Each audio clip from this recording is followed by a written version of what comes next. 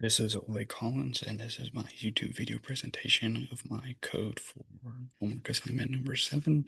So I'm going to step through each of my implementations of the sorting algorithms real quick, talk about the code, and then do a quick little example of them working on some arbitrary example arrays.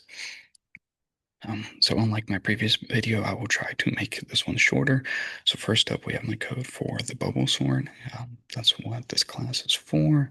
Here's our bubble sorter method. So it takes an array here, which is key, our array of any size, doesn't matter how big it is.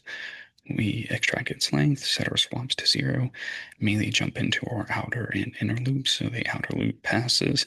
So we start at index 0, go to pass n-1 if we only need at most n-1 outer loop passes to sort our array. And that's worst case if we have to do n-1. We set this Boolean made swap to false. That's what's going to enable our early stopping criterion. For every outer loop pass, we're going to do one of these whole inner loops. So for the inner loop, we're just going to iterate through our indices one by one. Indices 0 to j equal j less than n minus pass minus 1. And that's because for each outer loop pass, the elements on our rightmost elements should mostly be sorted, so we don't have to keep checking those for each iteration. And then we just do the simple bubble sort. So we take pairs of indices here, j plus 1. If the left one is greater, then we flip them, increment our swap count, and then since we did make a swap during this inner loop iteration, we made swap true. So for each outer loop pass, we'll do one of these whole inner loops. Now, if we go through a whole inner loop, not iteration, but an entire inner loop without making any swaps, then this made swap will never equal true. Instead, it will be still made swap equals false. If we go through a whole inner loop without making any swaps, that means our array is already sorted. So this is our early stopping criterion right here. We check if we made any swaps. If not, then we print, sorting complete and break out of our algorithm. Else we increment to our second pass. And again, we check all the elements up to n minus pass minus 1, do the same thing. And eventually, over all these loops, outers and inners, we should sort our array. So here I have an example array. It's my little pi sample digits, 3, 14, 15, 92, 6, 53, 19. Let's run this. We see our original array is printed here. Sorting complete, and the sorted array is 3, 6, 14, 15, 53, 59, 92. And all in all, it took us a total of 5 swaps. So that's my implementation of the bubble sort. Let's move on to task number 2, which was implementing a merge sort. So again, we have some depth tracking variables here because we were asked to do that for the assignment. Here we again just like how I've done all the recursive methods, including the ones in last week's homework. This is our little helper function that kicks off our merge sort. That's our recursive function and passes in essentially the entire original array. And of course, that'll recurse through and sort our array. And then when it's done, we'll come down to here and print, our max recursive depth. Now here, merge sort recurse. This is our actual recursive function. So actually, we need 2 methods for to do this merge sort. So we need merge sort recurse, which is what will split up our array into smaller and smaller halves, and then a second method called merge into, which will do the merging and sorting back up. So starting at merge sort recurse, this is just some code to update our max depth. And just like the binary search tree, we keep track of our low and high endpoints of our intervals. If they ever crisscross, then we know we've reached or subsetted down to an array of size 0 or size 1, in which case we're not done, but we've reached the goal of subsetting down, at least for that little piece of the array. And the way we subset down is, or if this doesn't happen, that means we can subset our array down even further. So we calculate the midpoint using the robust midpoint formula. This will And then using this, we can create two new halves or two new subarrays. So then we'll call our recursive function on each of those two halves again, and the whole process will repeat. Uh, as per the requirements, here's some visualization stuff. We'll see when we run the example, but it helps show us what's going on as our algorithm runs. And then eventually we'll be ready to merge our two halves back together as stuff is getting passed up back the recursive stack. So this will, recurse down until we reach, little subarrays of size 1. Then they'll, this will return, and then this will be the previous call. Then it'll run this and eventually reach a subarray of size 1, and then it'll return, and then eventually we'll get down into here where we now want to merge our individual subarrays. So merge into is what we'll merge subarrays. So we get the indices of our subarrays. We create two temporary subarrays, two temporary arrays, and these will actually hold our current iteration subarrays or current recursive, our current recursive calls subarrays. And then we'll just do it'll just merge them. So put two pointers, one at the beginning of each of our subarrays, compare which one has the smallest element. It'll add that, then it'll increment that pointer up and continue this process until it courses through both those subarrays. So here is a little example. Let's run it, see what happens. So we see our original array is 3, 14, 15, 92, 6, 53, 59. So the midpoint, I think it calculates will be this subarray that I've highlighted.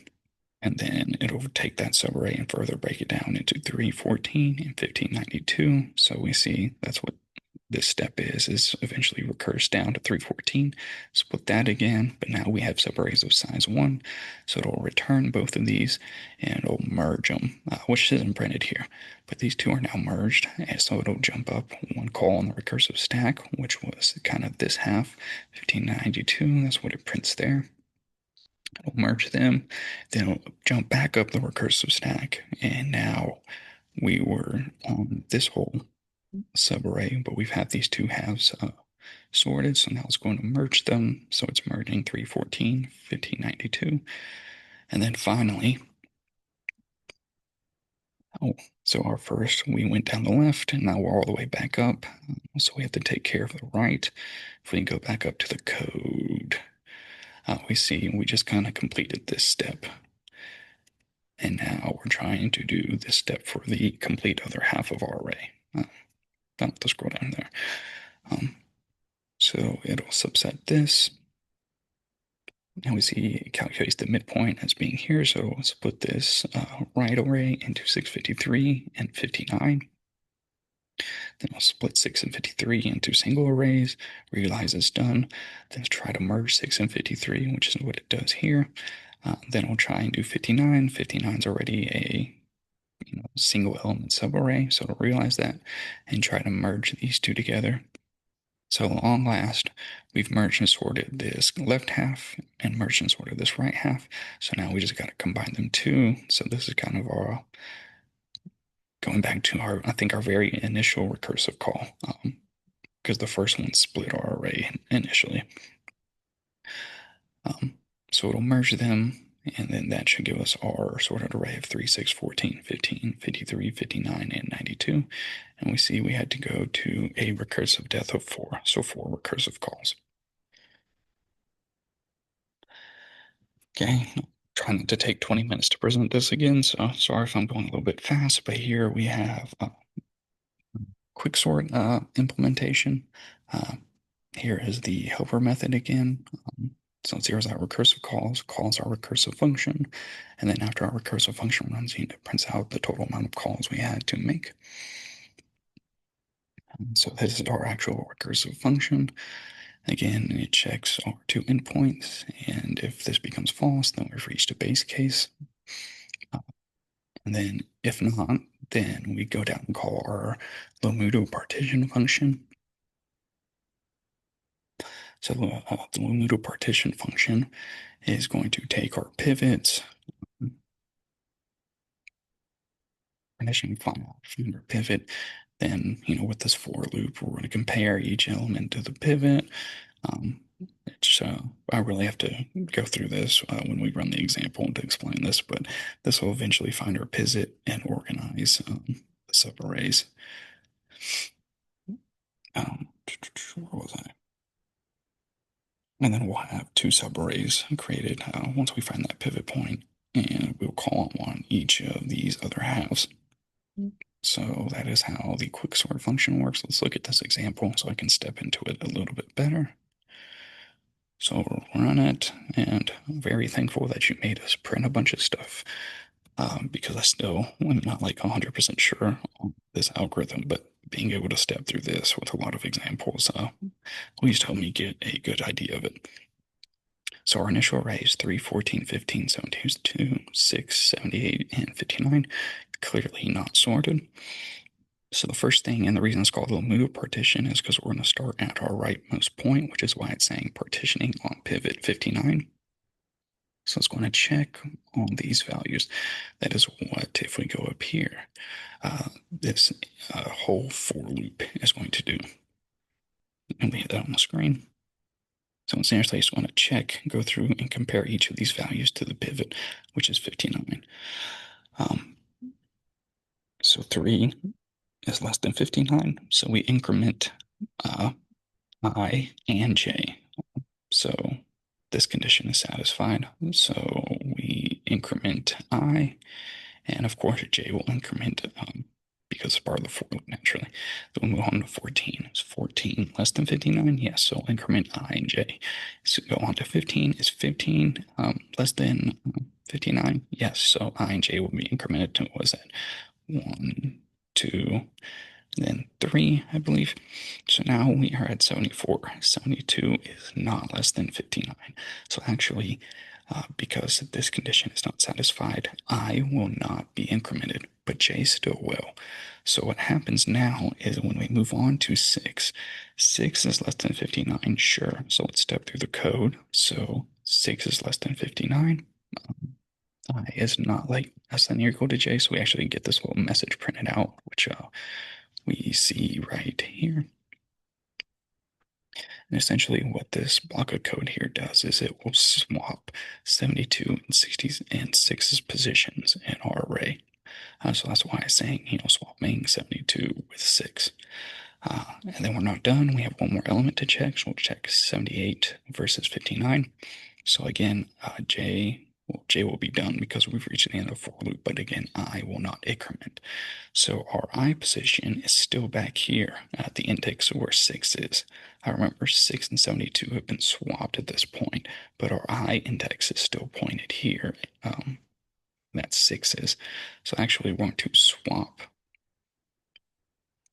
our original pivot, which is 59 position, with whatever element is here, which will be 72 because we've moved it over. So that's how we get this next array, 3, 14, 15, 6. And we see here's 59 and here's 72. Now again, we're going to partition our array. So our pivot is going to be at 59. So we kind of split it into this array. And we know each of these 4 numbers, whatever they are going to be less than 59 because we just checked them. On the other hand, we know these 2 numbers, whatever is above the pivot, is going to be greater than 59. So now we just have to iterate or recurse through each of these 2 subarrays and try and sort them that way. So that's why right here we're focusing on just the first 4 elements.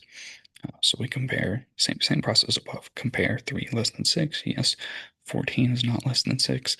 15 is not less than 6, so we're going to change the position of the 6 and 14. That's why A1 goes to A3. So that...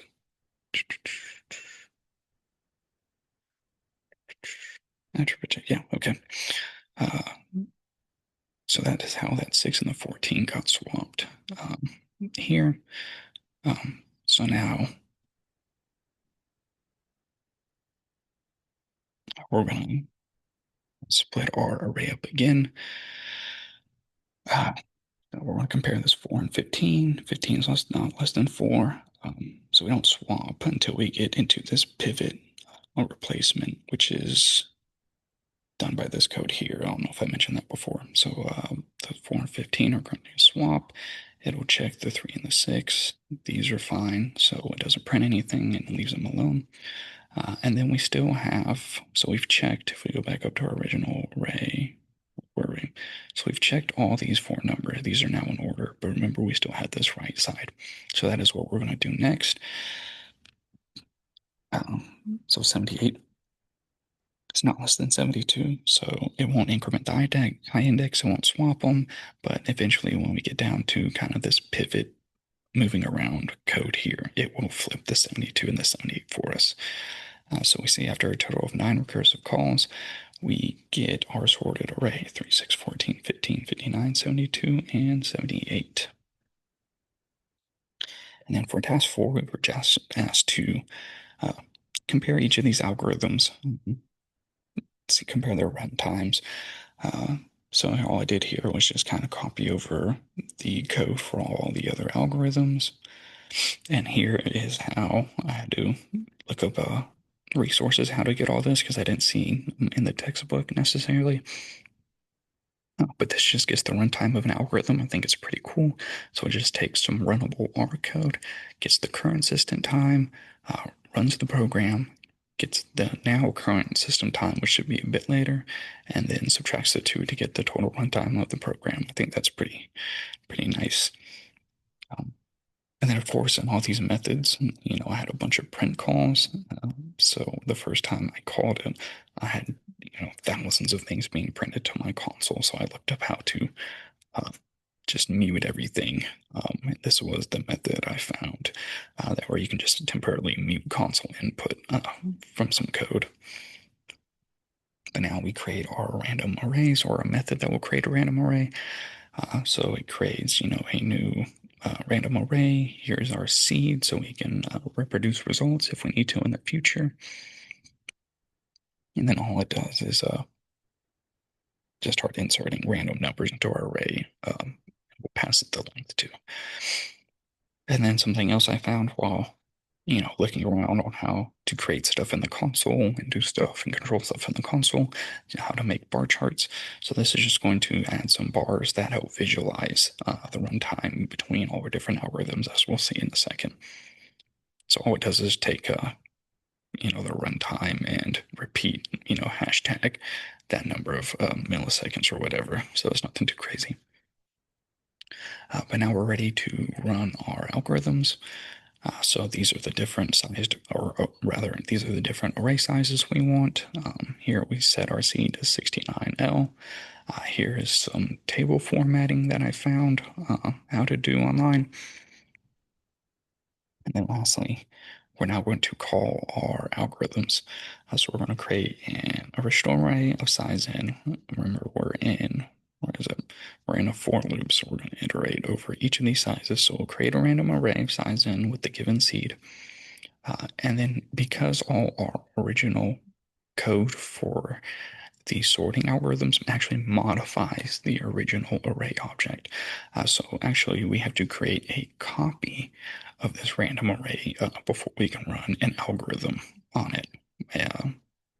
So we run the algorithm on the copy, because these algorithm, if we run, what is this? If we run bubble sort on a non-copy, if we ran on the original array, the array would become sorted. And then we try and run merge sorter, but it wouldn't be a random array, it'd be a sorted array, because bubble sort already sorted it for us. So that's why we kind of create these copies before we run them. Also, too, I didn't know Java could do this. I didn't know it had the kind of pipe operator, at least that's what it's called. In the R programming language, and it's one of the best things I love about R. So we just can call all our functions just in order like that, which I think is very concise and very cool. So we call each of 3 of our sorters, print out the different times for them, and then print out our bars. So let's see how that looks.